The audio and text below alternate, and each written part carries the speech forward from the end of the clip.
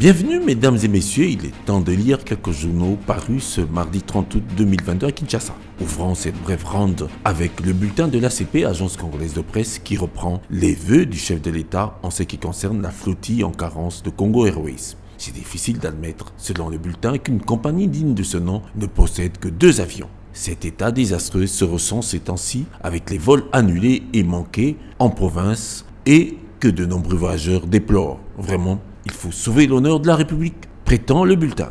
Aussi, l'ACP informe que l'administrateur du territoire de Kwamouth, dans la province du Mai-Ndombe, a été suspendu par le ministre qui lui reproche des manquements à l'exercice de ses fonctions et un comportement irresponsable.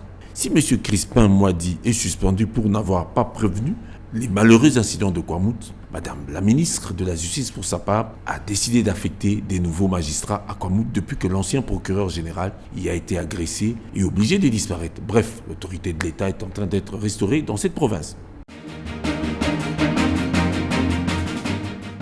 Le journal L'Avenir, lui, titre « Fachi pour l'extension de l'outil informatique ».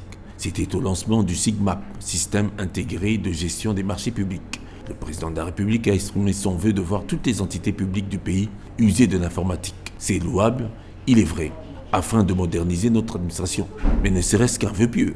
Dans un autre cadre, L'Avenir aborde les dessous du déguerpissement sans préavis dans la concession Molébé à la 7e rue de Limité, place commerciale. Les déguerpis dénoncent le DGA de la CNSS, Charles Moudiaï, qui serait derrière cette mesure irrégulière. Tout à fait autre chose vraiment, L'Avenir a réfléchi pour évoquer la position de la RDC dans les calculs et intérêts des adversaires dans la guerre russo-ukrainienne.